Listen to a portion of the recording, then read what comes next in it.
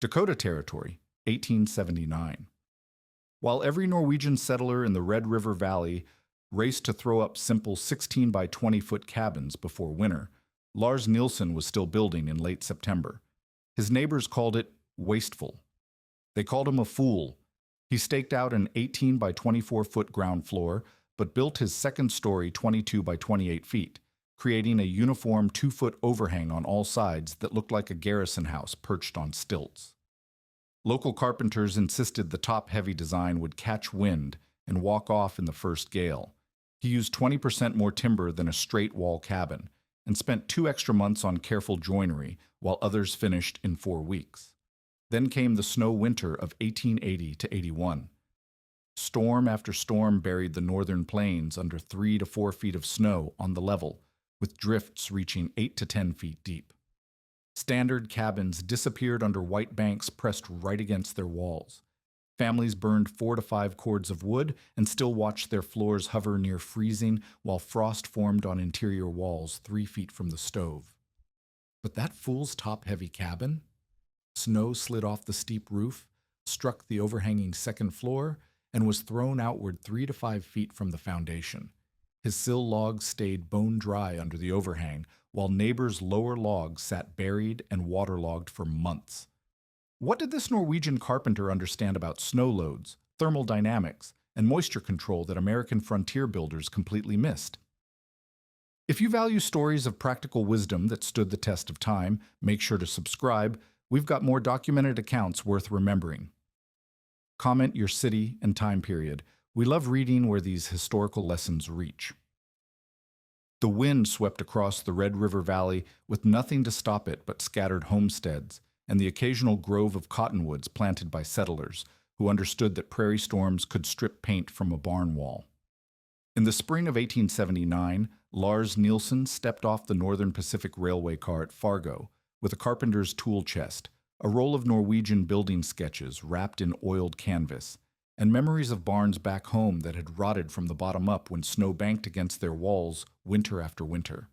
By early summer, he had filed his claim on a quarter section 8 miles northwest of town, where the valley floor stretched flat as a barn roof in every direction. The land was good, black soil that ran 3 feet deep in places, but the exposure was complete. When the wind blew, it blew from Canada to Kansas with nothing in between but grass and the hope that your roof would hold. While his Norwegian neighbors threw up their cabins with the urgency of men racing winter, Lars spent long evenings walking his property line with a measuring chain, studying how water moved across the prairie during the spring melt and where drifts piled deepest when the wind shifted northwest. He had watched too many sill logs in Telemark County turn punky and soft after sitting in snowmelt for weeks each April.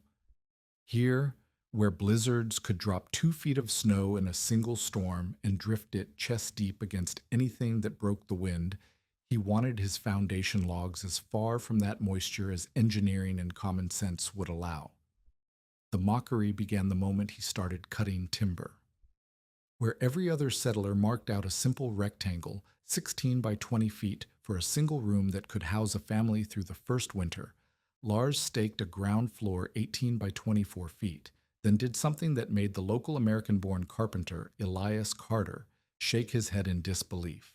He laid his sill logs 4 feet inboard from his outer stakes, planning a second story that would overhang the first by 2 full feet on all sides. Carter, who had built dozens of cabins along the railroad corridor and knew the going rate for every stick of timber from Fargo to Grand Forks, did the arithmetic in his head. That overhanging upper floor would require at least 15 to 20% more lumber than a straight wall design of the same floor space.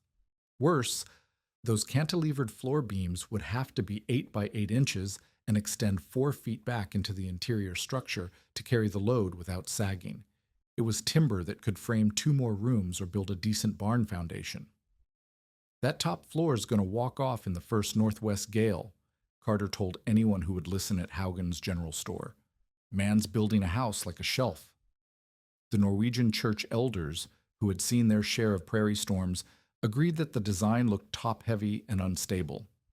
Even Lars' own cousin, Niels Haugen, wondered aloud whether the extra weight upstairs might make the whole structure tip in a strong wind. But Lars had grown up helping his father and grandfather build stabur, traditional elevated storehouses that kept grain and cured meat dry through Norway's long winters. Those buildings used massive stone piers to lift their sills above ground moisture and employed generous roof overhangs that threw rainwater and snowmelt well beyond the foundation. The principle was simple: keep water away from wood, and wood lasted generations. Let water sit against timber, and you would be replacing logs within a decade.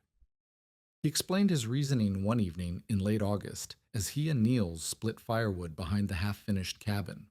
The lower walls stood 8 feet high, built from carefully scribed 12-inch pine logs that fit together with barely a knife blade's gap at the joints. Above that, the second story rose another 7 feet, but its walls extended 22 by 28 feet, 2 feet beyond the lower walls in every direction. In the old country, I watched snowbank 4 and 5 feet against barn walls, Lars said, driving, his splitting maul through a round of oak. The lowest logs stayed wet through the thaw and started to rot first. Always the sills, always the corners where water collected. He sketched in the dirt with a stick, showing how snow sliding off his steep 10/12 roof pitch would strike the overhanging second floor and be thrown outward another 2 to 3 feet from the building. The geometry was straightforward. His roof overhang extended 3 feet beyond the upper walls. His upper walls extended 2 feet beyond the lower walls. Snow and ice falling from the roof would land 5 feet or more from his stone piers and sill logs, well beyond the reach of normal drifting. Meanwhile, his neighbors' cabins sat with 6 to 12-inch eaves that barely cleared their own walls, ensuring that every storm would deposit its load directly against their foundations. Niels remained skeptical. Like most settlers, he had heard that banked snow provided the best insulation a man could get for free. "Snow right up to the eaves keeps the cold out," he argued, repeating wisdom that made sense in the short term. Packed snow did have insulating value, roughly 1 R-unit per inch, meaning that 2 feet of snow against a wall could significantly reduce heat loss during the coldest months. But Lars had seen the other side of that equation.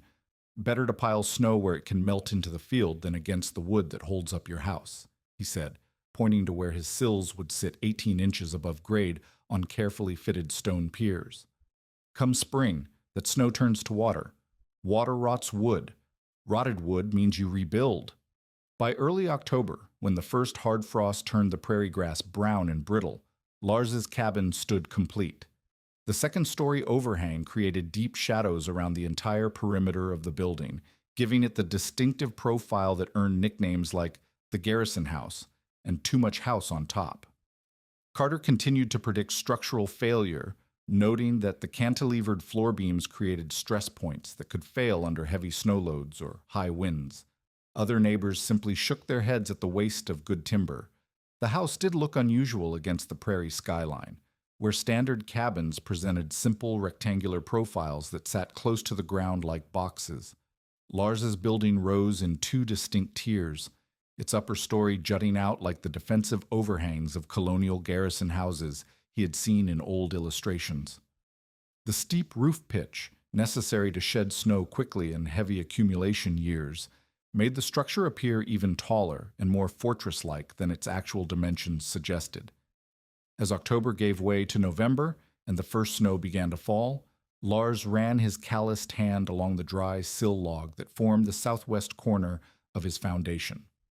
Above him, the overhanging second story blocked the sky, creating a protected zone that would remain clear even when drifts piled waist-deep just beyond the building's shadow. He had built exactly what he intended, a house that would keep its foundation dry through whatever winter the Dakota Territory could deliver. Whether his neighbors would eventually understand the wisdom of that approach would depend on just how severe the coming season proved to be. The snow began falling in earnest on November 15th, and by Thanksgiving, the entire Red River Valley lay under a white blanket that would not fully disappear until the following April. The test Lars had prepared for was about to begin. The storm that began on December 3rd, 1880, would be remembered across the northern plains as the opening salvo of the snow winter. By dawn on December 4th, 18 inches of new snow covered the Red River Valley, and the wind had piled drifts 4 feet deep against every north-facing wall from Fargo to Grand Forks. This was only the beginning. Through December and January, storm after storm swept down from Manitoba, each one adding another foot or two to accumulations that already exceeded anything in the territory's brief recorded history. Elias Carter had banked snow against his cabin walls by mid-December, following the standard practice that every frontier manual recommended. Using a wide shovel and considerable effort, he packed snow 3 feet high against his north and west walls, creating what amounted to a continuous drift that reached his windowsills. The physics made immediate sense. Packed snow provided roughly 1 R unit of insulation per inch, meaning his 2 to 3 foot snowbank delivered 20 to 36 units of thermal resistance, equivalent to several inches of modern fiberglass insulation pressed against his log walls. The short-term benefits were undeniable. Carter's cabin, which had leaked cold air through every gap in the chinking before the snowbanking, now felt noticeably warmer. His children no longer complained of frigid drafts along the floor, and he burned perhaps 20% less firewood during the coldest nights in January, when temperatures dropped to 20 below zero. Across the valley, every Norwegian and American settler followed the same strategy, creating a landscape of white-wrapped cabins that looked like gifts abandoned on a vast table. But Carter had not reckoned with the thermal dynamics occurring inside his banked snow. Even at 20 below, the interior surface of that snow remained close to 32 degrees Fahrenheit due to the steady heat bleeding through his log walls. This created a thin layer of liquid water at the interface between snow and wood, not enough to drip visibly, but sufficient to keep his lower logs consistently damp throughout the winter months. Modern building science would recognize this as a classic moisture trap, insulation that holds water against organic materials, creating perfect conditions for decay fungi that thrive at moisture levels above 20%. Lars Nielsen's cabin presented a starkly different profile against the winter landscape. While his neighbors' buildings disappeared beneath white mounds, his foundation remained visible under the protective shadow of his overhanging second story. Every storm that hit the valley followed the same pattern at his homestead. Snow accumulated on his steep roof until gravity and wind combined to send it sliding downward in periodic avalanches. These cascading loads struck his overhanging upper floor and were deflected outward, landing in a continuous berm that grew throughout the winter but never came within 4 feet of his stone piers. The engineering was straightforward but effective. His roof extended 3 feet beyond his upper walls. His upper walls extended 2 feet beyond his lower walls. Snow falling from the roof traveled in a ballistic arc that carried it 5 to 6 feet from his foundation before hitting the ground. Meanwhile, wind-driven snow that might otherwise drift against his lower walls was blocked by the overhanging second story, creating a wind shadow that kept the area immediately around his foundation relatively clear. By late January, when the accumulated snow depth measured 4 feet on the level across most of the valley, the contrast between building types had become unmistakable. Carter's cabin sat buried to its eaves on the windward side, with only the peak of his roof and the top few inches of his door visible above the white surface. Inside, his family had moved their beds 2 feet off the floor to escape the bone-deep cold that radiated up from floorboards, chilled by contact with frozen, wet logs below. Temperature measurements, had anyone thought to take them systematically, would have shown dramatic differences between the two structures. In Carter's cabin, on a night when the outside air reached 15 below zero, the floorboards near his outer walls registered barely above freezing. The thermal bridge created by wet, snow-packed logs conducted cold directly into the interior, creating zones where spilled water would freeze solid within an hour. Children sleeping in beds pushed against exterior walls woke with frost on their blankets, where their breath had condensed and frozen during the night. Lars's cabin maintained interior temperatures that seemed almost luxurious by comparison. His floorboards, even near the outer walls, stayed above 40 degrees Fahrenheit on the same sub-zero nights. The combination of dry foundation logs and the thermal mass they provided created a stable temperature gradient that his single cast iron stove could easily maintain. His family slept comfortably throughout the winter, burning perhaps 3 cords of split oak and pine compared to the 4 to 5 cords that Carter reported using by February. The structural implications became apparent as winter progressed. Carter's roof, designed with a modest 6/12 pitch to conserve materials, accumulated and held snow loads that approached 40 pounds per square foot during the heaviest storms. Combined with wind loads from the constant northwest gales, these forces stressed his simple rafter system to its limits. He reported ceiling joists that creaked ominously during blizzards, and roof planks that showed hairline cracks by midwinter. Lars's steep 10/12 roof shed most snow loads within hours of each storm's end. His roof structure carried brief peak loads during active snowfall, but the long-term accumulation that stressed his neighbors' buildings simply slid away.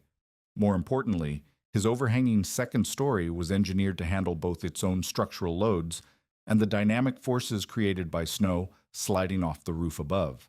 The 8x8-inch floor beams that extended 4 feet back into his interior structure distributed these loads across multiple interior posts, creating a robust framework that showed no signs of stress even during the worst storms of February. By late winter, the hidden costs of conventional snow banking had begun to manifest in ways that went beyond simple discomfort. Carter noticed that his door no longer closed properly. The lower door jamb had swelled from constant moisture exposure, throwing the entire frame out of square. When he investigated, he found that the sill log beneath his door showed obvious water staining and had begun to soften along its outer edge. A knife blade pressed against the wood sank nearly half an inch with moderate pressure, the first sign of the brown rot that would eventually compromise the entire log's structural integrity. Meanwhile, probing the corresponding location on Lars's cabin revealed sill logs that remained as sound as the day they were installed. Protected from both snow accumulation and ground moisture by the overhanging structure above, these foundation timbers showed no signs of the water damage that was already beginning to affect buildings throughout the valley. The extra timber costs that had drawn such criticism in the fall now appeared as insurance against problems that would prove far more expensive to address once spring revealed their full extent.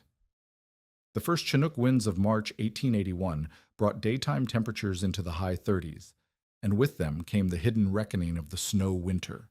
What had seemed like effective insulation through the coldest months now revealed itself as a slow-acting destroyer of the very structures it had protected.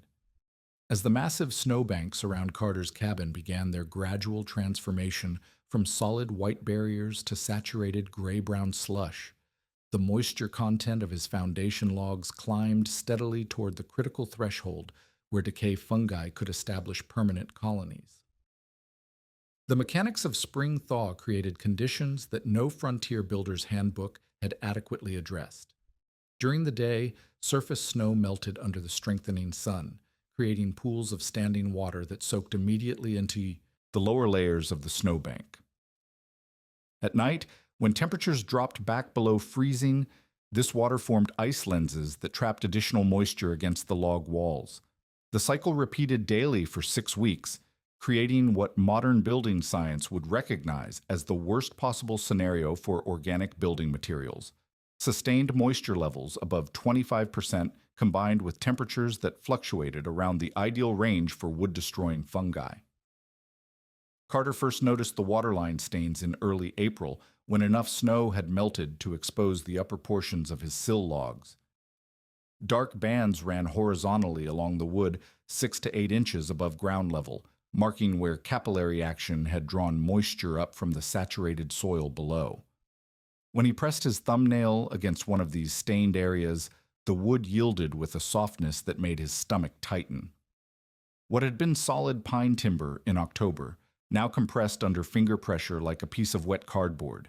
The damage was not uniform across his foundation. The north and west walls, which had carried the heaviest snow loads and received the least direct sunlight during the thaw, showed the most severe deterioration. Here, the outer half-inch of several sill logs had developed the characteristic brown discoloration and fibrous texture that indicated active brown rot, the aggressive fungal decay that could reduce structural timber to worthless punk within a few seasons. The east wall, which had received morning sun throughout the winter, showed water staining but less obvious structural damage. The south wall, protected by a small porch roof, appeared relatively sound. Meanwhile, the soil conditions around Carter's foundation told their own story of moisture management gone wrong. Within 3 feet of his cabin walls, the ground remained saturated and spongy well into May, long after the surrounding prairie had dried to its normal spring condition. This zone of persistent wetness created ideal breeding conditions for the insects and microorganisms that would continue attacking his foundation logs throughout the growing season. Every rainfall would add to the moisture load, and every period of high humidity would prevent the logs from drying sufficiently to halt the decay process. The contrast with Lars Nilsson's foundation was immediately apparent to anyone who took the trouble to examine both structures. Under his overhanging second story, the ground had remained essentially dry throughout the winter and spring. Snow had never accumulated against his walls, and meltwater had been directed well beyond his stone piers by the building's geometry. His sill logs showed no water staining, no softness when probed with a knife blade, and no signs of the fungal discoloration that was becoming visible on buildings throughout the valley. When Carter's cousin visited from Minnesota in late April and commented on the spongy feel of the cabin floor near the north wall, Carter invited him to compare the 2 foundation systems directly. Using a small awl borrowed from Lars's tool chest, Carter demonstrated the difference. The awl penetrated his own sill logs to a depth of half an inch with only moderate pressure, revealing wood that had lost its structural integrity along the entire outer surface. When the same tool was applied to Lars's foundation logs, it barely scratched the surface. The wood remained as sound and dense as freshly cut timber. The economic implications began to emerge as neighbors compared notes during Sunday services at the Norwegian church. Of the 8 families who had built new cabins in 1879 using standard construction methods, at least 5 were reporting significant foundation problems by midsummer.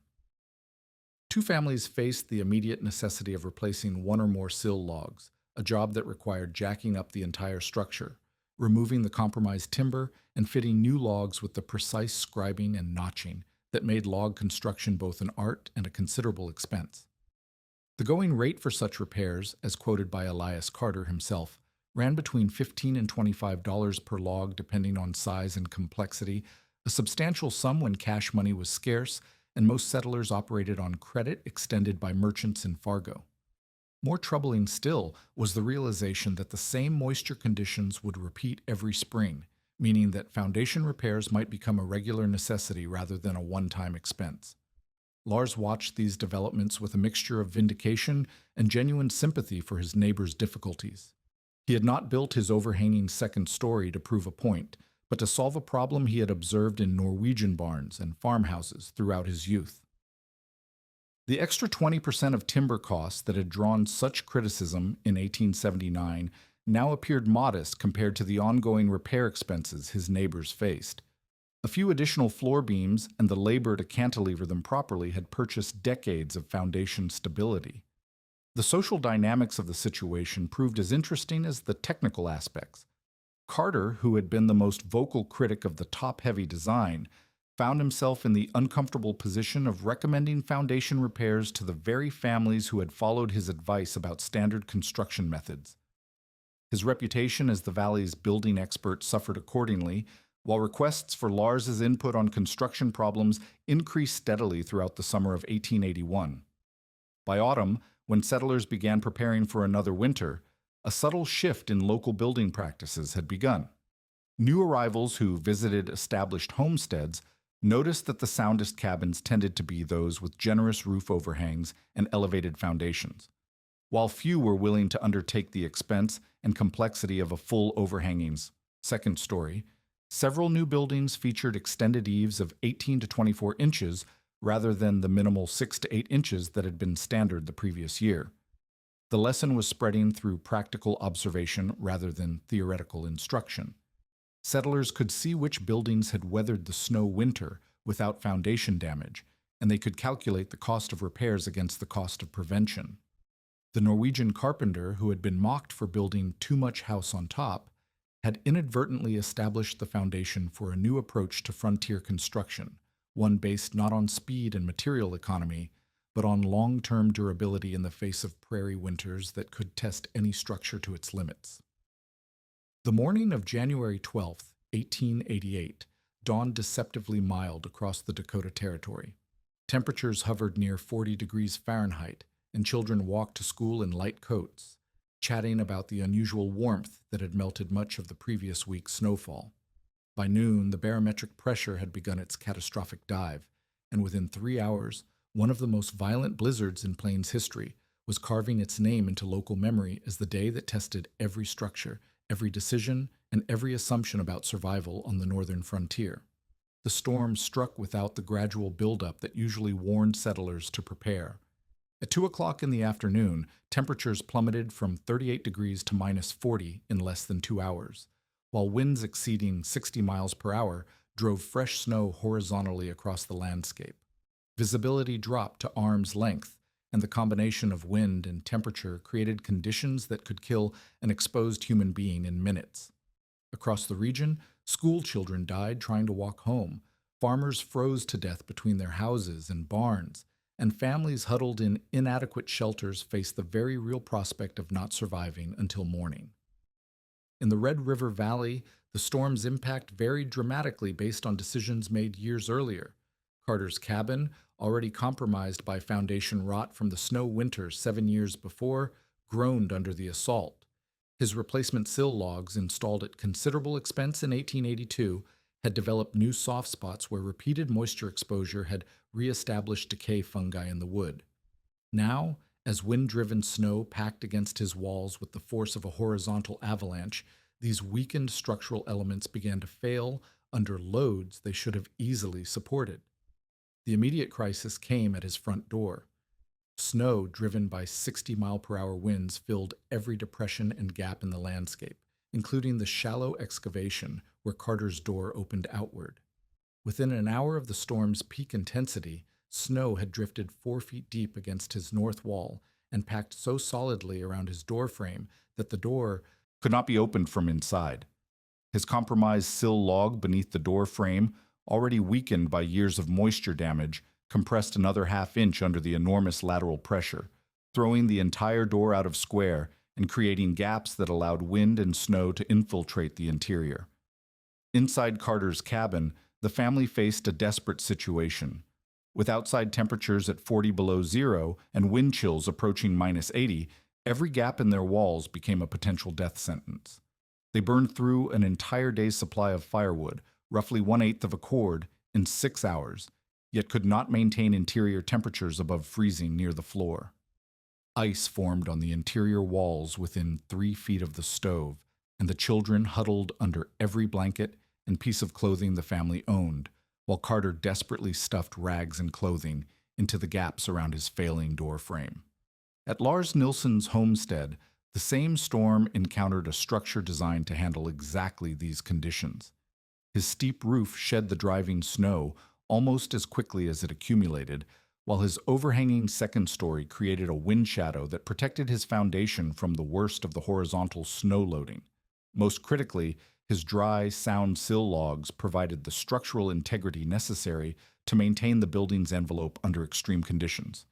His door remained operable throughout the storm because his foundation had not shifted or compressed under load.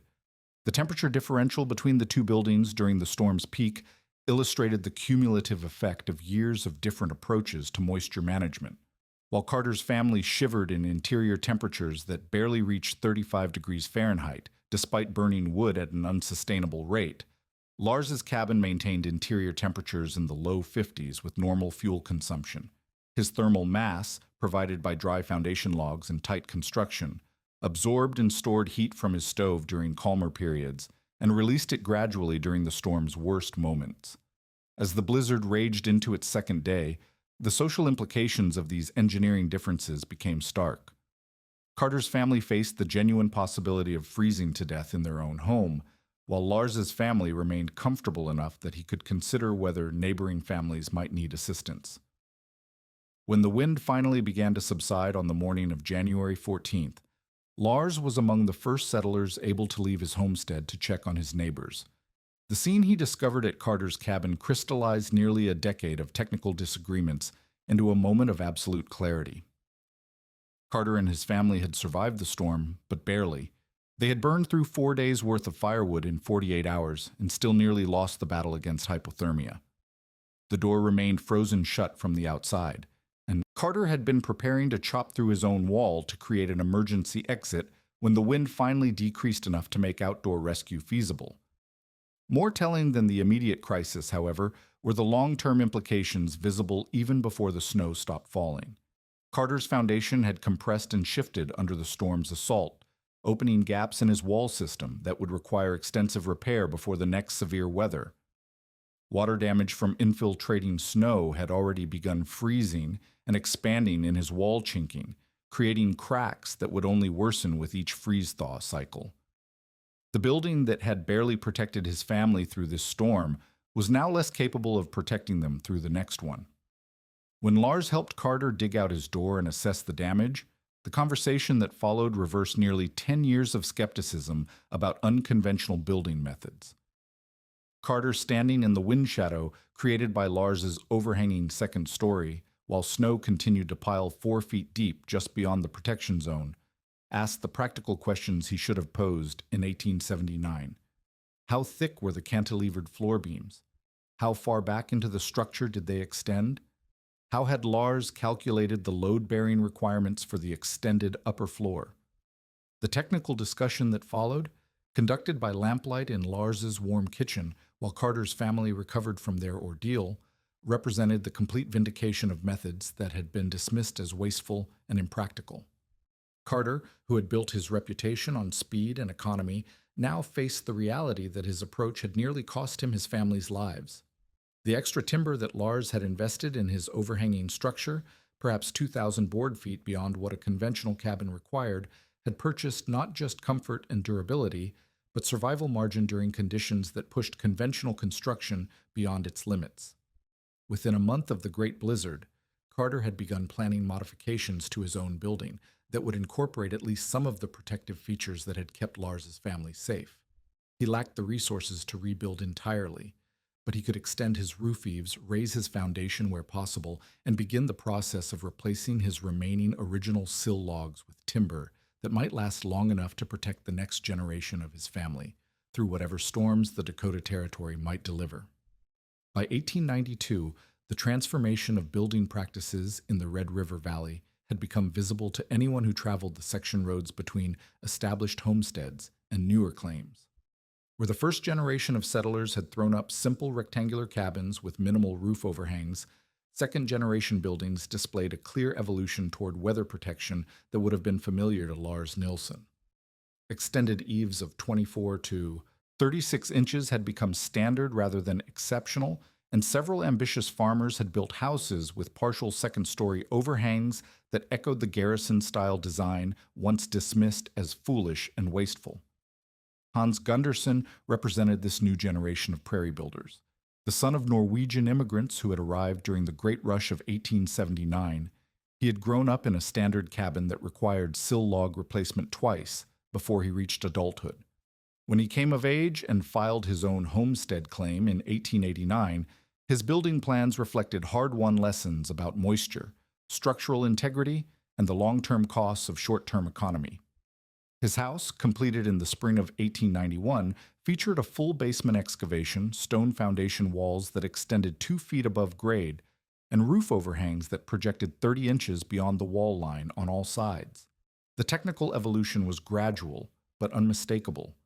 Where first-generation builders had focused primarily on speed of construction and minimal material costs, their successors calculated the expense of ongoing repairs against the initial investment in robust construction. A survey conducted by the territorial government in 1893 documented the shift. Buildings constructed after 1885 averaged 40% larger roof overhangs and 30% higher foundation elevations than structures built during the initial settlement boom.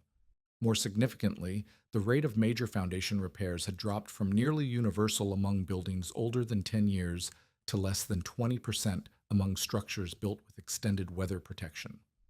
James Wallace, the county assessor who traveled the valley roads each autumn to evaluate improvements and calculate tax assessments, noted the correlation in his field books with the detached precision of a man accustomed to translating observations into monetary valuations. Buildings with generous eaves and elevated foundations consistently showed less deterioration at their lower courses than comparable structures of the same age built with minimal weather protection. A cabin constructed with proper overhangs in 1885 remained in substantially better condition than one built without such features in 1879, despite being 6 years newer. Wallace's assessment methodology provided an objective framework for evaluating the competing approaches that had divided the community for more than a decade. He measured foundation condition by probing sill logs with a standardized awl, recording the depth of penetration under consistent pressure as an indicator of structural integrity. He documented water staining, gaps and chinking, and signs of insect damage.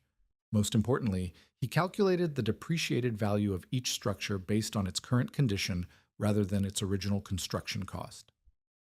The numbers told a clear story.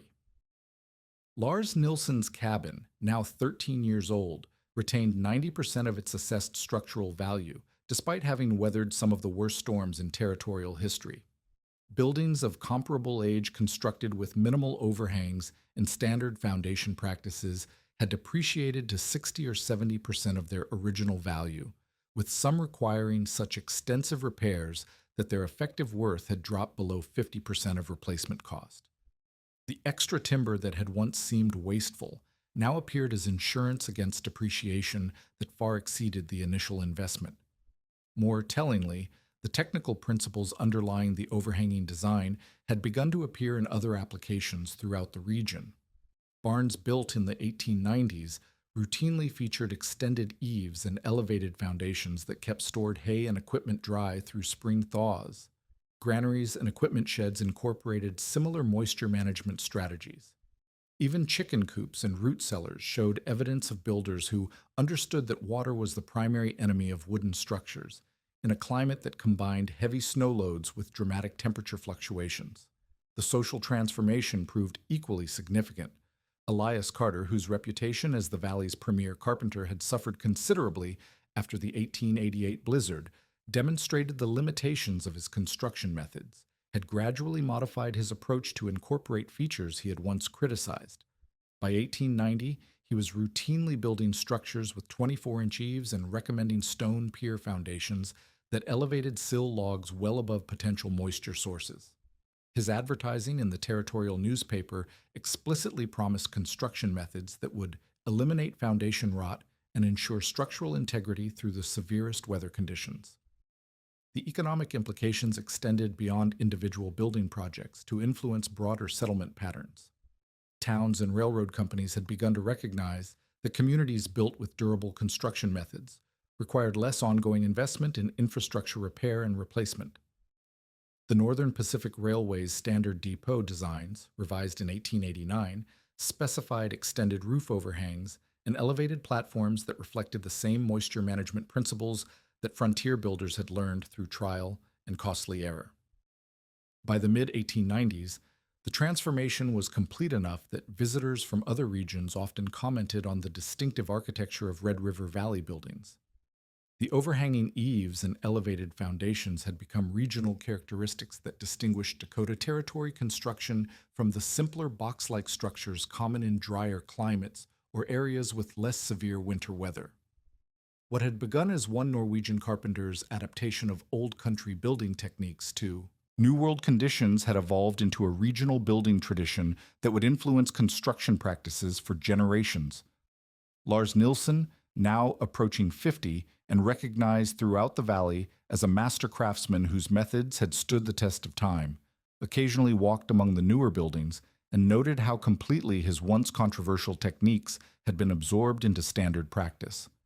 The overhanging second story that had earned his cabin the nickname Too Much House on Top remained unique in its full execution, but its underlying principles, generous weather protection, elevated foundations, and long-term thinking about moisture management, had become the foundation for an entire generation of prairie architecture that prioritized durability over speed and structural integrity over initial economy.